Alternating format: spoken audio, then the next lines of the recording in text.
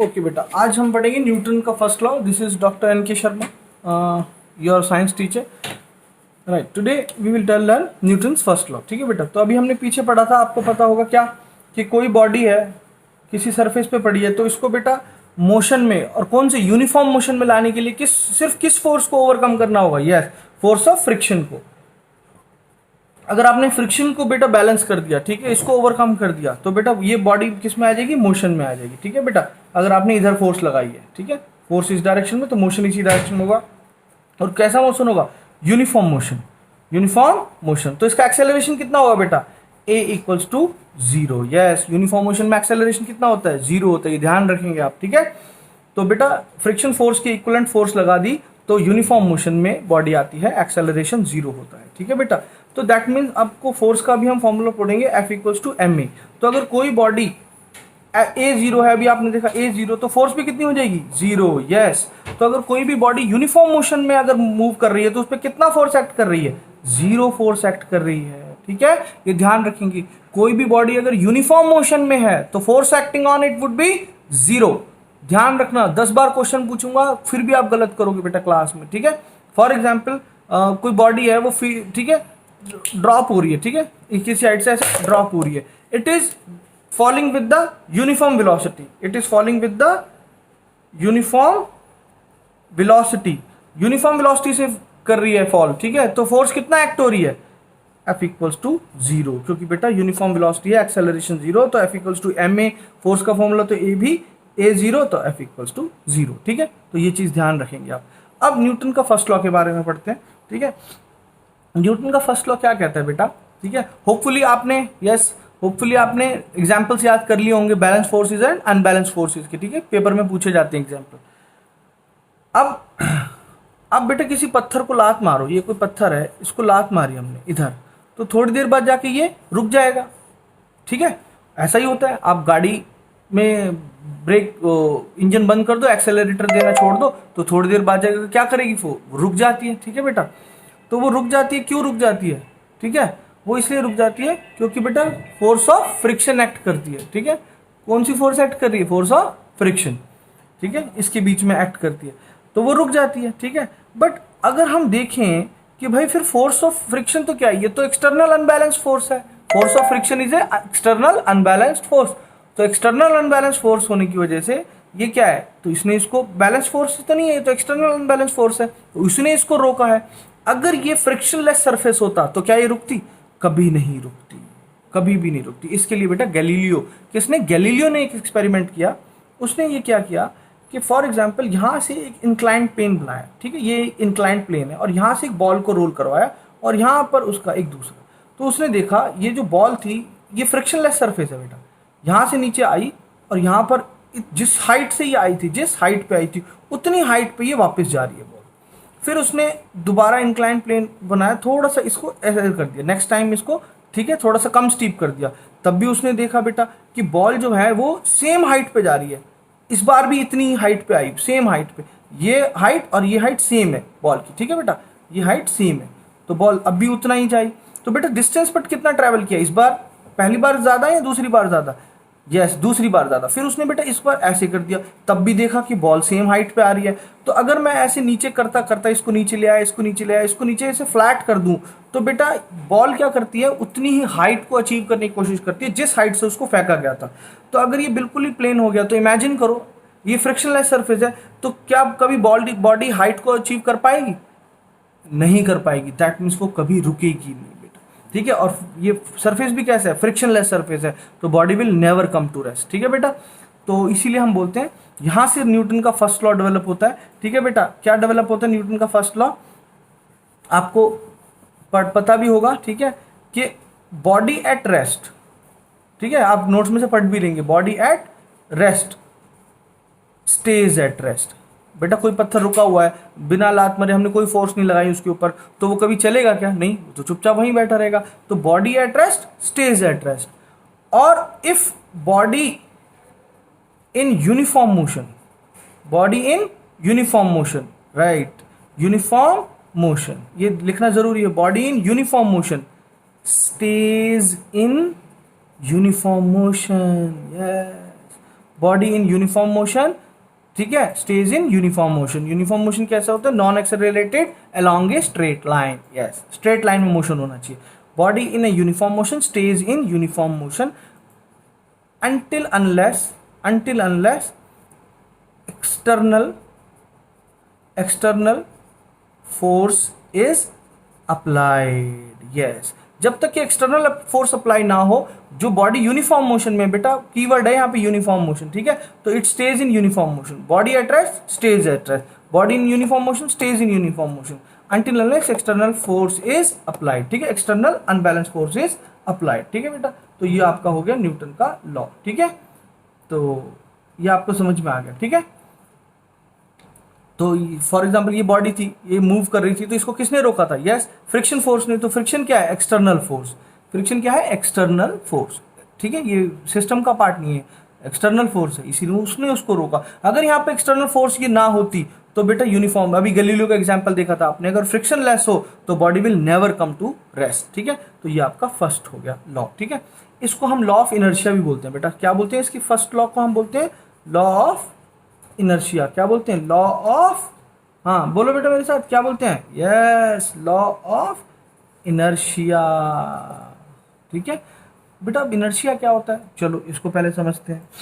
एक बॉडी है बेटा 1 kg की, और एक दूसरी बॉडी है 10 kg की, ठीक है बेटा। तो किसको मोशन में लाना आसान है बताओ, 1 kg को या 10 kg को? आपके पास इक्वल ताकत है, ठीक है, यस 1 kg को, ठीक है। तो किसको मुश्किल है? 10 kg को मुश्किल है, ठीक है। क्यों?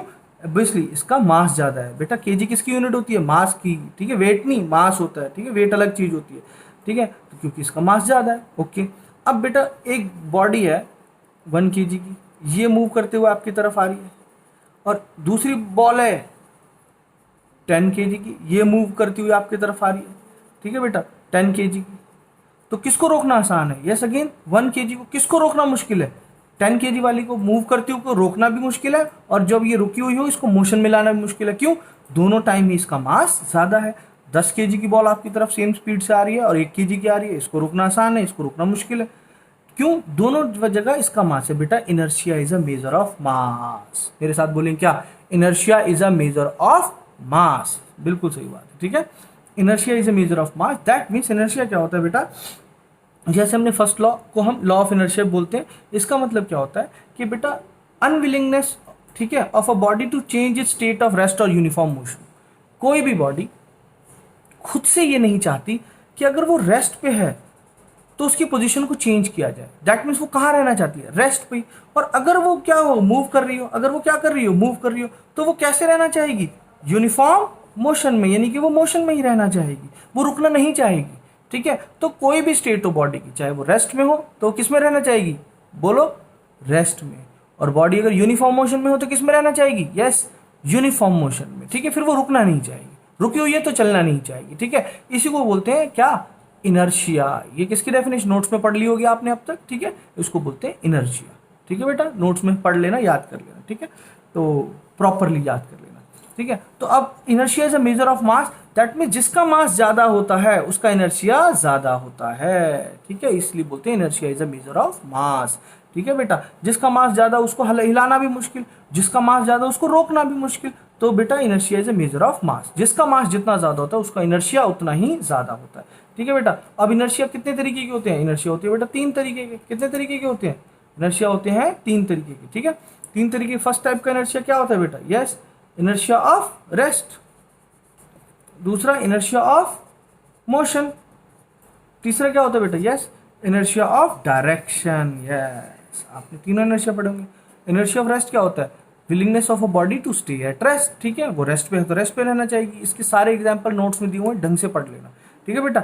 इसकी वजह से आपको ये पूरा एक्सप्लेनेशन आती है कि भाई कारपेट में से हम जो है वो मिट्टी को कैसे निकालेंगे, ब्रांच को शेक किया है तो मैंगो क्यों टूट के नीचे गिर जाता है? क्योंकि इनर्शिया ऑफ रेस्ट की वजह से, ठीक है। क्योंकि वी शेक द ब्रांच, ठीक है, तो branch comes to rest, we have applied force on the branch, but mango tries to stay as that because of the inertia of rest, yes, hence it fall down, ठीक है, detach and fall down, ठीक है। बस का example आएगा कि भाई जब बस चलती है तो आप कहाँ की तरफ गिरते हो?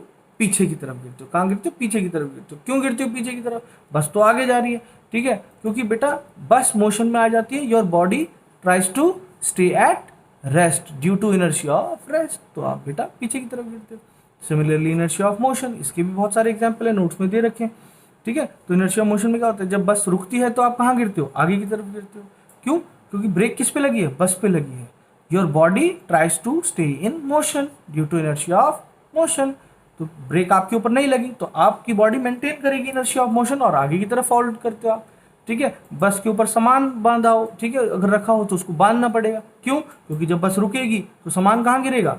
बस के ऊपर सामान रखा हुआ है, ठीक है बेटा। तो ये बस रुकेगी तो बस तो रुक गई, बट सामान कहाँ जाएगा? आगे की तरफ ही, due to inertia of motion, तो गिर जाएगा। तो इसको कहाँ क्या करना पड़ेगा? बांधना पड़ेगा, ठीक है बेटा। तो ये ध्यान रखना, ठीक है। फिर ये सारे बेटे इसके एग्जाम्पल पढ़ लेना नोट्स में से, ठीक है। इनर्शिया ऑफ डायरेक्शन, ठीक है, इनर्शिया ऑफ डायरेक्शन बहुत इंपॉर्टेंट होता है, ठीक है बेटा। Tendency of a body to oppose any change in the direction of the motion, notes में डेफिनेशन दी हुई है, ढंग से पढ़ लेना। Tendency of a body to oppose the change in its direction, वो जिस डायरेक्शन में वो ऐसे ही रहना चाहती है। अब मुझे बताइए, जब कोई बॉडी सर्कुलर पाथ पे होती है उसकी क्या डायरेक्शन होती है? फर्स्ट चैप्टर में हमने कर रखा है, यस, टेंजेंशियल, ठीक है बेटा। फॉर एग्जाम्पल इस पॉइंट पे बॉडी यहाँ जा रही है तो इसकी डायरेक्शन क्या है? एक्चुअली में इसकी डायरेक्शन है टेंजेंशियल, ये टेंजेंट है, और रेडियस ये, रेडियस और टेंजेंट के बीच में कितना एंगल होता है? 90 डिग्री का एंगल। ये कितना है एंगल? 90 डिग्री का एंगल है, ठीक है बेटा, ये ध्यान रखना ये इसका, ठीक है। और वो बेटा आपको पता है फिर ये डायरेक्शन तो ये है, बट वो सर्कुलर पाथ पे क्यों जा रही है फिर?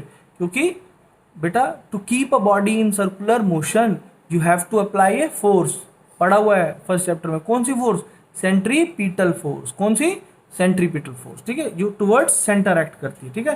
तो सेंटर की तरफ एक्ट कर रही है तो सेंट्रीपिटल फोर्स, सेंटर को प्यार, पीटल से प्यार से, पीटल याद रखोगे, पी फॉर प्यार, पी से पीटल, सेंट्रीपिटल मतलब सेंटर को प्यार करने वाली, टुवर्ड्स सेंटर जो एक्ट करेगी, ठीक है, ठीक है। तो जैसे ये गोला है, तो अगर इसको बॉडी को किस में, इस सर्कुलर मोशन में रखना है तो बेटा हमें हमेशा कहाँ? टुवर्ड सेंटर एक फोर्स लगानी पड़ेगी, ठीक है।